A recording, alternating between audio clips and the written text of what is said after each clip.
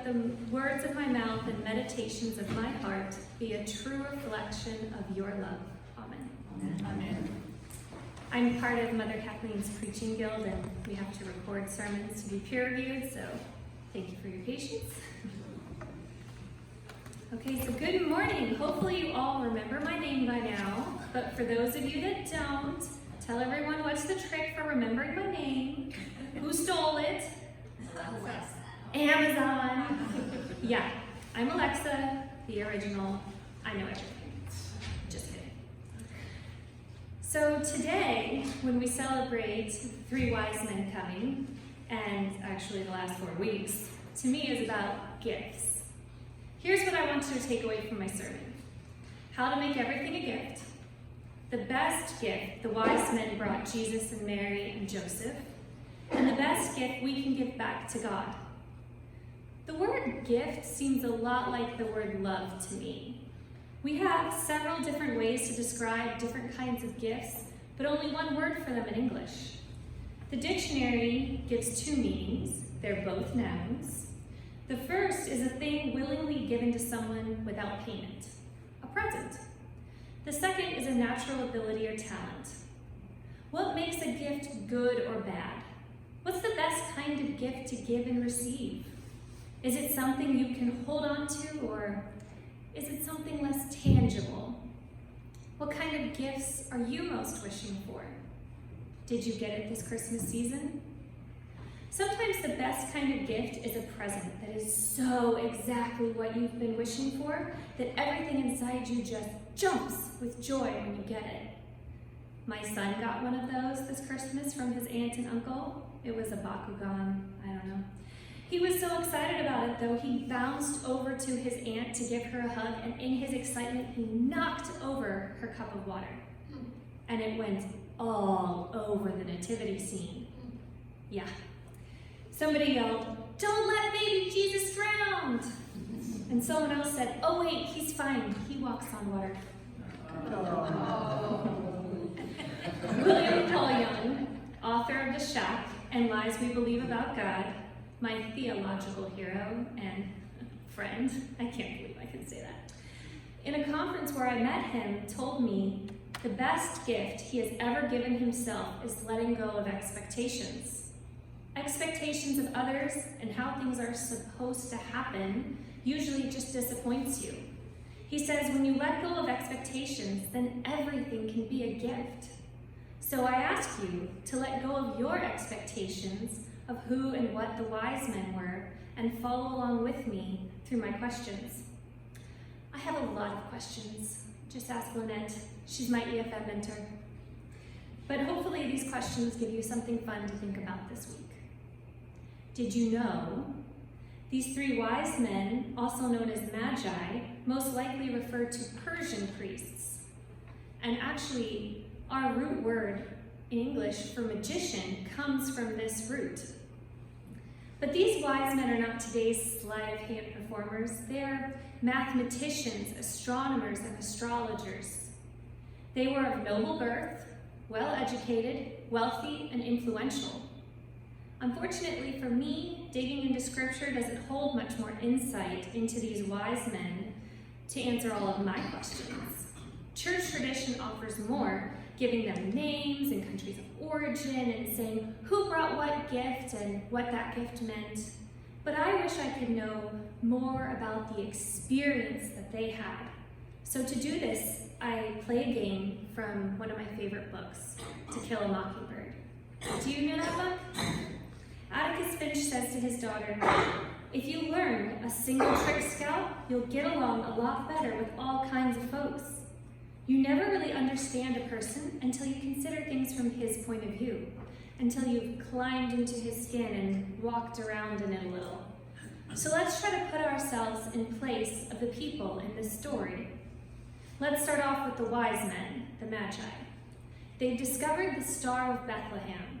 Now, whatever this may have physically been, it was significant enough that they knew they needed to go and find the King of the Jews.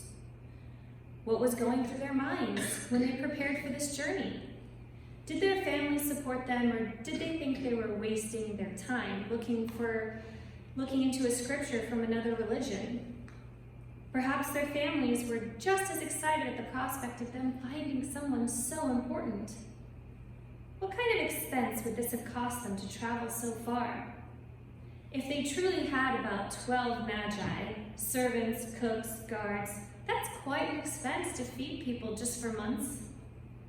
Scripture gives us a pretty good idea of what it was like when King Herod met the wise men, but I want to know what happened when the wise men met Jesus. Another fun fact, the Magi definitely did not arrive the night Jesus was born. But what am I saying? You know that. That's why we celebrate their coming today.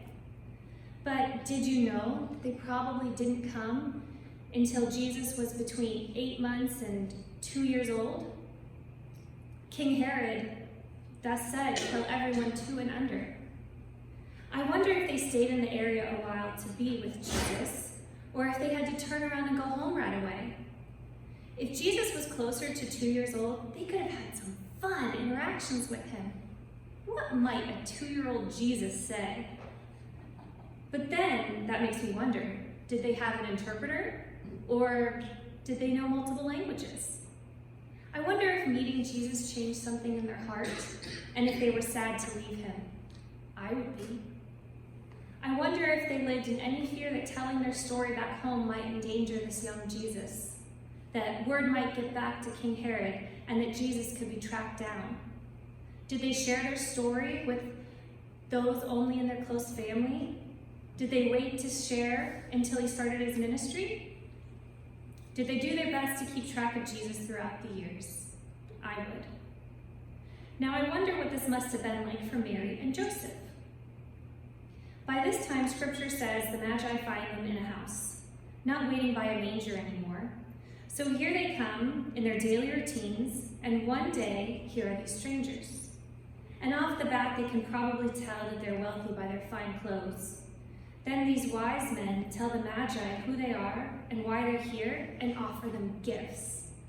Not the practical baby shower gifts that you and I would bring, like diapers and toys and clothes. No. They brought gifts fit for a king, fit to honor the significance of who this precious child would be to the world: gold, frankincense, and myrrh. Now, some people might have thought these material gifts were the best thing they could have brought, but to me, if I was Mary, the best thing they brought was simply themselves. I imagine Mary and Joseph might have been ridiculed in society, been shamed or mistreated, even called a liar if they spoke about Jesus' true identity. But then someone says, "I believe you, and I see you as honorable and worthy of respect." As my friend Paul Young would say, what a gift! Someone else believes them, and not just anyone else, multiple people believe you. And they're from a different country, a different religion, a different culture, but they believe you, when your own people might not have believed you. And not only do they believe you, but they have been searching the skies for sign of this prophecy for generations. And they traveled a very long distance to be here with you. And that if that wasn't enough, they brought rare and expensive gifts. But mostly they gave honor and respect to this young family. I wonder if Mary and Jesus were treated just a little differently by their people after that. I know most sermons might focus on what gifts you can bring to the church, but instead I want you to ponder this. As I learned from my friend Paul Young, God doesn't love us for our potential, for these talents. Just like I don't love my son for how fast he can solve a math problem, or how fast he can pin someone in wrestling, which he rocks at. It makes God happy and smile to see us use our gifts, but it's not a reason to be loved. God has no illusions about who we are, even if we sometimes do. They know that we are their beloved child, made in their image. And if we are their child, that makes Trinity our divine parents. Jesus knew God the Father as Abba, Hebrew for daddy, intimate and familiar. I encourage you to think of God in this way And in my opinion, God can be both male and female at the same time, so mommy and daddy, or more simply, God the parent. And then you ask most parents what they want from their kids, and what do they say? Seriously, tell me. Time together? To love each other? Yeah, that's what my parents want most. They want us to love our brothers and our sisters and our extended family. And the way you show this love is to be kind to them, even when it's hard. They don't need me to buy them fancy things like gold, frankincense, and myrrh. They just want to have a relationship with me, for me to talk to them and share what's going on in their lives. They want to feel connected to us and know they are important to us and that they carry our love in our hearts always. When I was young and they already knew all these fun facts that I was just learning, they listened like it was the first time they'd ever heard it for the joy of watching me learn. I think God the parent wants the exact same things. Now, what gifts does Jesus want us to give God? Anyone? Love, yeah.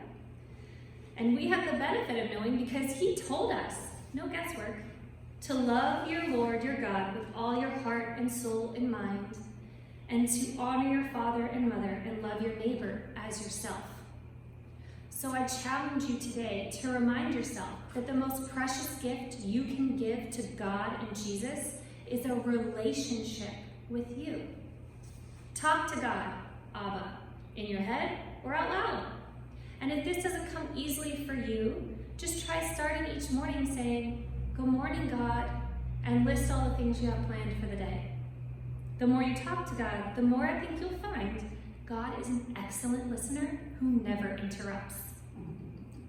God always has time for you, always wants to hear your story or practice your sermon, even if it's the 100th time. You never have to worry about talking too much or choosing the right words because God knows what's in your heart and what you're trying to say. The other gift you can offer is to love your neighbor as you love yourself. Or for maybe those of you like me who have a tendency to take care of everyone else before you take care of yourself, maybe love your neighbor the way you would your precious child, beloved friend, or favorite brother and sister. Just remember, the greatest gift you can ever bring God, or anyone else for that matter, is just yourself. Because you are enough. You are loved and cherished. You are loved beyond the limits of time and space. You are the gift, so live into the present. Amen.